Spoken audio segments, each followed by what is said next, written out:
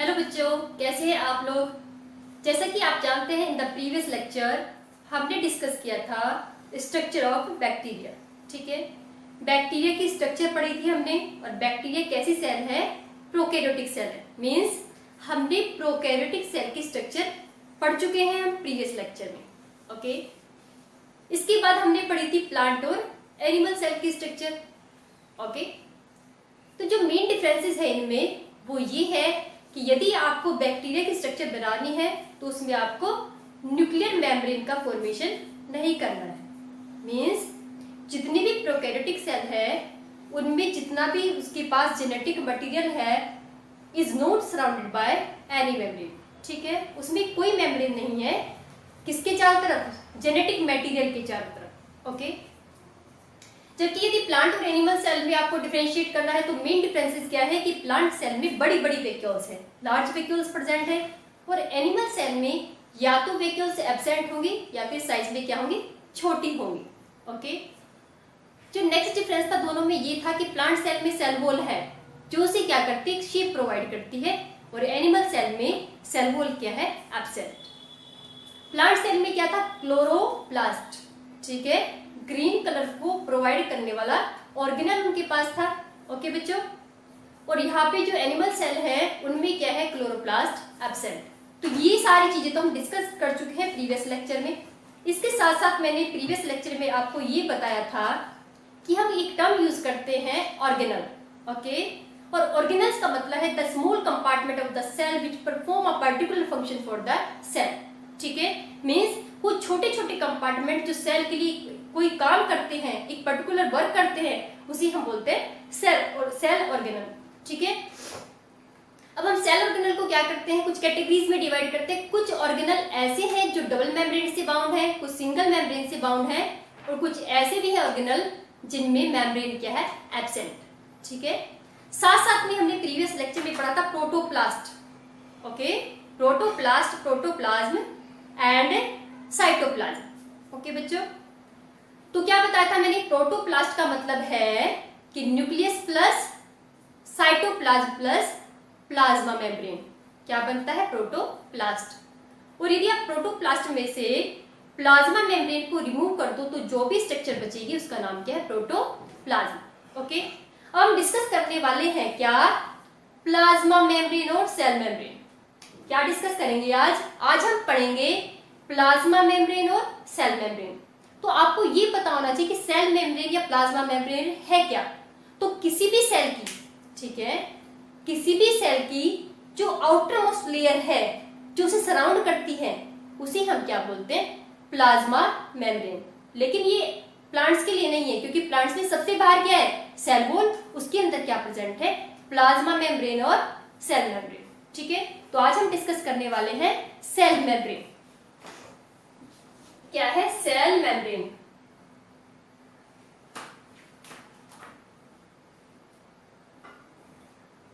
Cell membrane और plasma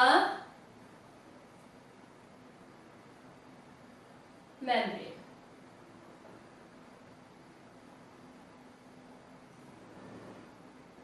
जैसा मैंने आपको अभी बताया कि एनिमल सेल में जो आउटर मोस्ट लेयर है, जो बाउंड्री है उस सेल के चारों तरफ, वो क्या है? सेल मेम्ब्रेन या प्लाज्मा मेम्ब्रेन। जबकि प्लांट सेल में सेल वॉल के अंदर की साइड में जो मेम्ब्रेन प्रेजेंट है, ठीक है, ये सेल वॉल है, और सेल वॉल की इनर साइड में जो मेम्ब्रेन प्रेजेंट है उसे हम क्या बोलते हैं? Plasma membrane. ठीक है, ये क्या है? Plasma membrane. और एनिमल सेल में सबसे बाहर वाली लेयर का नाम क्या है? Plasma membrane. ठीक है, ये क्या है? प्लाज्मा मेम्ब्रेन, और ये भी क्या है? Plasma membrane. अब ये तो बता दिया कि ये क्या है? बाउंड्री है। अब बाउंड्री क्या करती है? ये क्या करती है? वो सारे सब्सटेंस को चेक करती है जो सेल के अंदर एंटर करेंगे और जो सेल से बाहर मूव करते हैं। ठीक है, किसको करती है? गार्ड। उन सब्सटेंस को गार्ड करती है, उनकी चेकिंग करती है जो अंदर मूव करते हैं और बाहर मूव करते हैं। ठीक है, हम इसके लिए टर्म यूज करते हैं कि जो प्लाज्मा मेम्ब्रेन है वो कैसी है? Semi permeable. क्या है? Semi permeable. ठीक है, सेमी परमेबल होने का मतलब है ये कुछ सब्सटेंस को अंदर जाने देती है और कुछ को नहीं जाने देती, ठीक है। मतलब कुछ सब्सटेंस का मूवमेंट कराएगी, कुछ को नहीं कराएगी। सिलेक्टिबल, इसके लिए कोई टर्म यूज कर सकते हैं, सिलेक्टिवली परमिएबल। और सिलेक्टिवली परमिएबल होने का मतलब ये है कि सिलेक्टिव सब्सटेंस को क्या करती है, आउटसाइड और इनसाइड मूव कराती है। ओके, तो प्लाज्मा मेम्ब्रेन क्या है, आउटर मोस्ट लेयर है एनिमल सेल में, और प्लांट सेल में सेल वॉल के अंदर वाली लेयर है, ठीक है। कैसी है, सेमी परमेबल है। इसी को हम क्या बोलते हैं, सिलेक्टिवली परमेबल। सिलेक्टिवली परमेबल का मतलब है कुछ सोल्यूट को अंदर जाने देगी और कुछ को नहीं जाने देगी, ठीक है। तो जिनको कुछ को मूव करने देगी, कुछ को नहीं करने देगी, इसीलिए हम क्या बोलते हैं इसको, सिलेक्टिवली परमेबल मेम्ब्रेन बोलते हैं। ओके बच्चों, अब यदि इस मेम्ब्रेन को आप इलेक्ट्रॉन माइक्रोस्कोप से देखो तो ये कैसे दिखाई देगी आपको ये दिखाई देगी ऐसे, ठीक है। इलेक्ट्रॉन माइक्रोस्कोप में एनर्जी का सोर्स क्या होता है, इलेक्ट्रॉन्स, ठीक है। इलेक्ट्रॉन माइक्रोस्कोप की हेल्प से यदि हम इस वाली मेम्ब्रेन को देखें या इस वाली मेम्ब्रेन को हम विजुअलाइज करें तो हमें स्ट्रक्चर कैसी दिखेगी, ऐसी। ओके,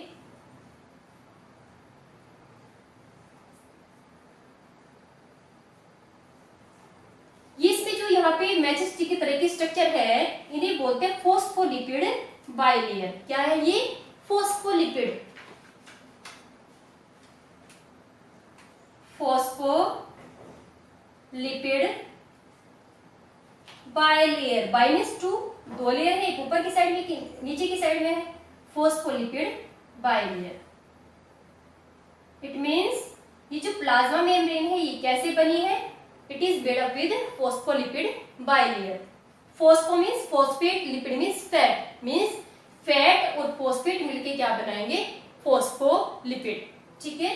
तो ये किससे बनी होगी, दो लेयर्स की फॉर्म में है, phospholipid, phosphate plus lipid, phosphate plus lipid. और बीच बीच में क्या प्रेजेंट होगा इसके अंदर, प्रोटीन्स, ठीक है। जगह जगह पे क्या प्रेजेंट होगी, प्रोटीन्स। ओके बच्चों, तो ये तो हो गई प्लाज्मा मेम्ब्रेन की स्ट्रक्चर। अब देखिए इसके फंक्शन क्या क्या है, क्या क्या फंक्शन करती है, ये तो बता दिए। सिलेक्टिवली परमेबल है, मींस कुछ सोल्यूट को मूव करने देती है और कुछ को नहीं करने देती, इसीलिए इसे क्या बोलते हैं, सिलेक्टिवली परमेबल बोलते हैं। अब इसके जो मेन फंक्शन है प्लाज्मा मेम्ब्रेन के, वो देखिए क्या क्या है। तो इसके फंक्शन है डिफ्यूजन, ऑस्मोसिस, ठीक है, एंड ट्रांसपोर्ट। देखो मैंने क्या कहा कि ये क्या करती है, ये करती है diffusion.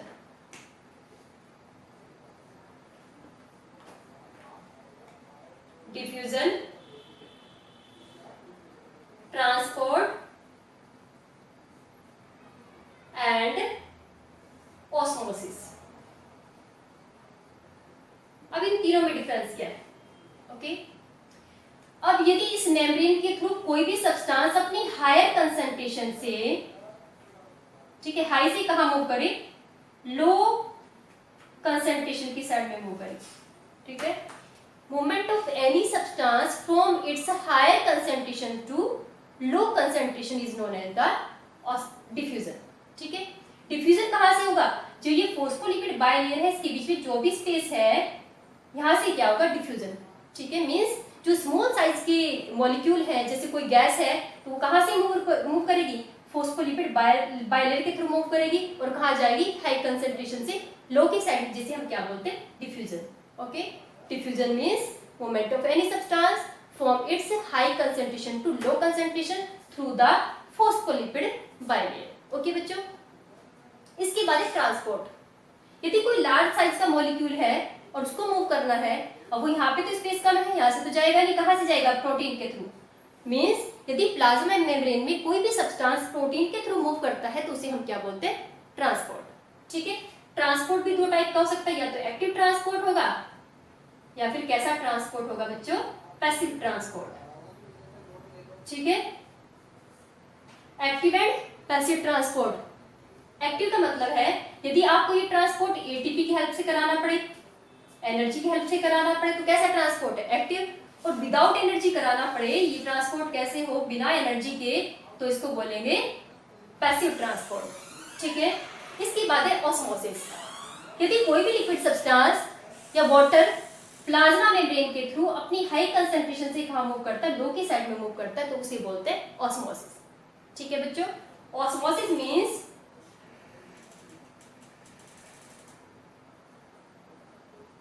movement of water from its higher concentration to lower।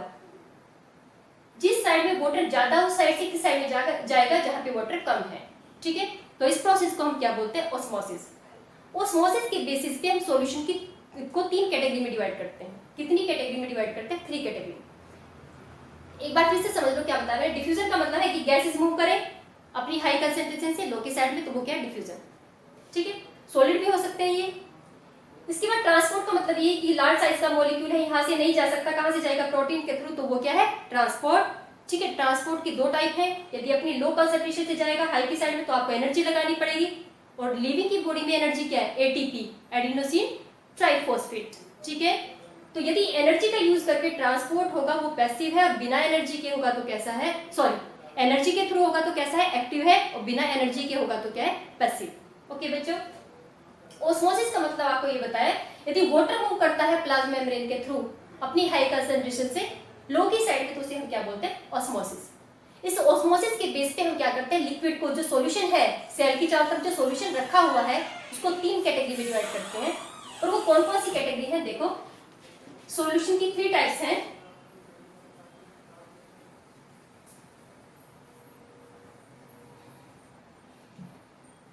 Three types है सॉल्यूशन की।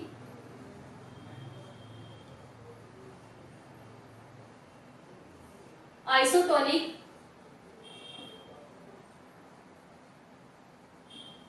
हाइपोटोनिक,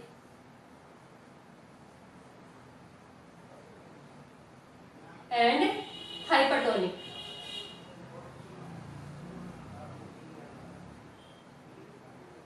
मींस यदि किसी सेल की चारों तरफ के सॉल्यूशन की कंसंट्रेशन साइटोप्लाज्म के जैसी है बिल्कुल। ठीक है, मींस बाहर का एक सॉल्यूशन है जिसमें सेल को रखा है, और यहाँ पे क्या अंदर साइटोप्लाज्म। यदि इन दोनों की कंसंट्रेशन इक्वल है, सेम है, तो ऐसे बाहर वाले सॉल्यूशन को हम क्या बोलते हैं, आइसोटोनिक। ठीक है, जहां पे कंसंट्रेशन क्या है, सेम। अब किसी भी सेल को जब आप आइसोटोनिक सॉल्यूशन में रखते हैं तो उसका साइज क्या रहता है, सेम रहता है। मींस जितना वाटर बाहर जाएगा उतना ही अंदर आ जाएगा। ओके, तो आप इसको कैसे शो कर सकते हैं, आइसोटोनिक सॉल्यूशन में रखने के बाद जितने मॉलिक्यूल अंदर आएंगे उतने ही कहां चले जाएंगे, बाहर। तो सेल का साइज क्या रहेगा, सेम। ओके, अब यदि आप क्या करते हो कि किसी भी सेल को हाइपोटोनिक सॉल्यूशन में रखते हो, हाइपोटोनिक मींस जिसकी कंसंट्रेशन क्या है, कम है। यहाँ पे सेम थी कंसंट्रेशन, यहाँ पे क्या है, लेस। ठीक है, लेस कंसंट्रेशन यदि है तो इस कंडीशन में यदि आप सेल को हाइपोटोनिक सॉल्यूशन में रखोगे तो वाटर क्या करेगा, अंदर ज्यादा मूव करेगा और बाहर क्या होगा, कम जाएगा। ठीक है, अंदर वाटर ज्यादा आ रहा है, बाहर कम जाएगा, तो सेल का साइज क्या होगा, इंक्रीज कर जाएगा। ठीक है, इस वाली कंडीशन में सेल कैसे हो जाएंगी आपकी, स्वेल, फूल जाएंगी सेल। ओके, फॉर एग्जांपल देखो, रेजिन्स होते हैं, किसमिस आप पानी में रखते हो तो फूल जाती है, तो वो किसका एग्जांपल है, हाइपोटोनिक सॉल्यूशन का एग्जांपल है। ठीक है, हाइपोटोनिक सॉल्यूशन में रखने के बाद जब वाटर सेल के अंदर मूव करता है, इसे बोलते हैं एंडोस्मोसिस। क्या बोल सकते हैं इसको, एंडोस्मोसिस।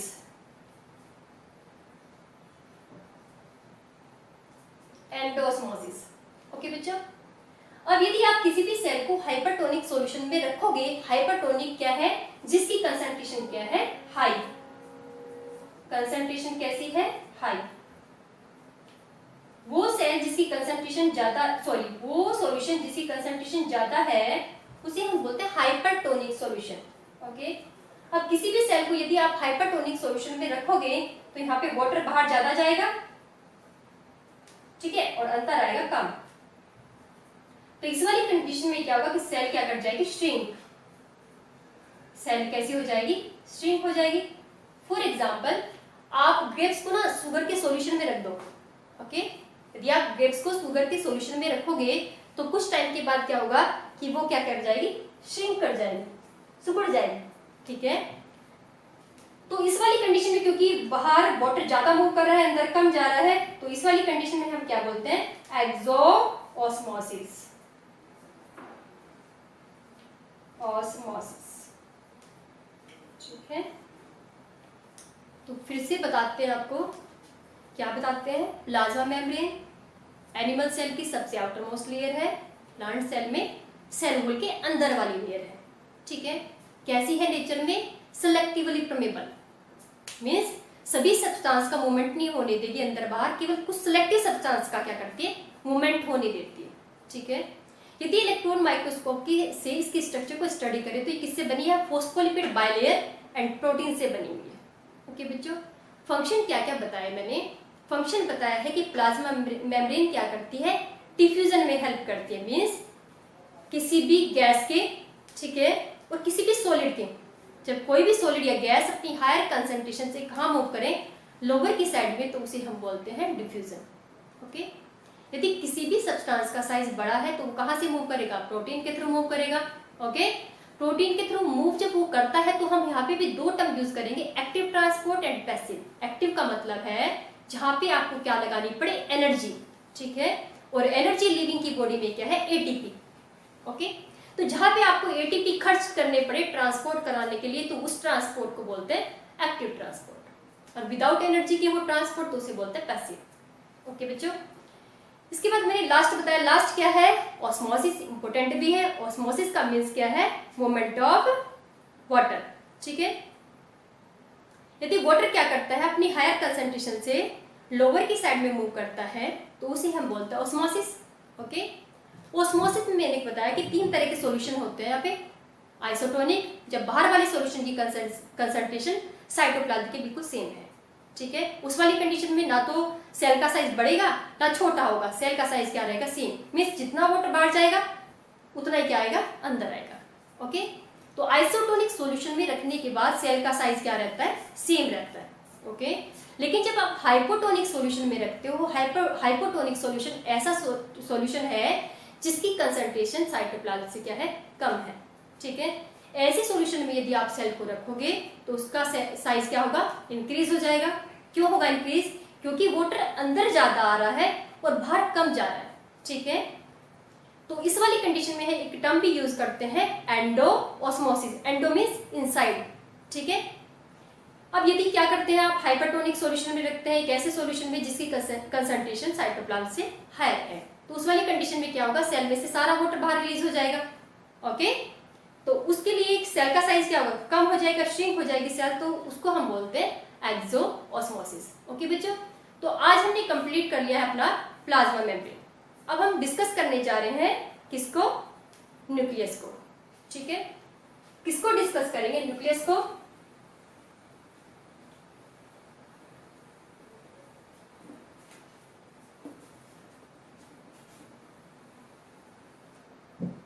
न्यूक्लियस,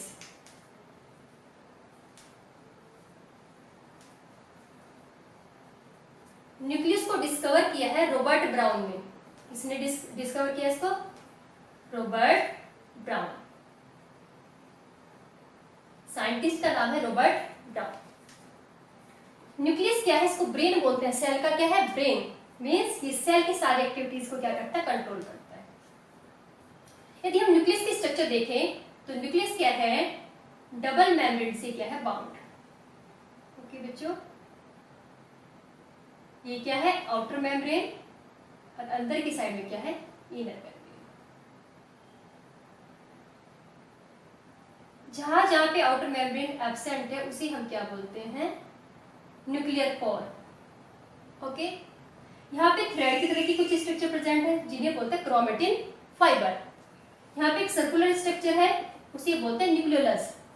यहाँ पे कुछ लिक्विड प्रेजेंट है उसे बोलते हैं न्यूक्लियोप्लाज्म। ओके, क्या बताया न्यूक्लियस के स्ट्रक्चर में, ये क्या है, आउटर मेम्ब्रेन।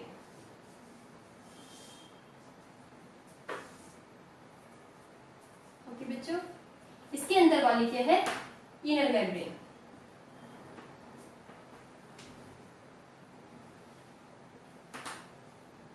ये क्या है, क्रोमेटिन फाइबर।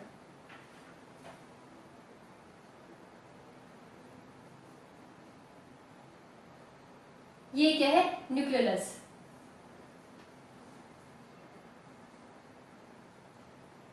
ये क्या है? Nuclear pore.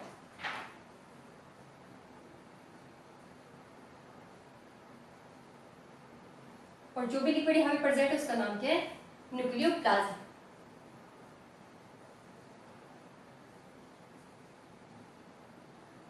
ओके। न्यूक्लियस क्या करता है? सेल की सारी एक्टिविटीज को क्या करता है? कंट्रोल करता है। ओके। अब हम क्या करते हैं कि जो क्रोमेटिन है, ओके बच्चों, ये जो क्रोमेटिन फाइबर इसके अंदर प्रेजेंट है, ये पैक होने के बाद एक स्ट्रक्चर का फॉर्मेशन करते हैं जिसे हम क्या बोलते हैं? क्रोमोसोम। ओके। मीन्स यदि क्रोमेटिन फाइबर जो है सेल के अंदर, यदि ये क्या हो जाए? कंपैक्ट हो जाए, तो ये क्या बन जाएंगे? क्रोमोसोम। ये स्ट्रक्चर क्या है? क्रोमोसोम। क्रोमोसोम क्या करते हैं कि जो पेरेंट्स के कैरेक्टर हैं उनको प्रोजेनी में और ऑफस्प्रिंग में क्या करते हैं? ट्रांसमिट करते हैं। ठीक है। मीन्स पेरेंटल कैरेक्टर को बेबी के अंदर ट्रांसमिट करने का काम किसका है? क्रोमोसोम्स का है। ठीक है। और किसी भी स्पीसीज के अंदर क्रोमोसोम के नंबर क्या होते हैं? कांस्टेंट होते हैं। क्या है क्रोमोसोम के नंबर? कांस्टेंट।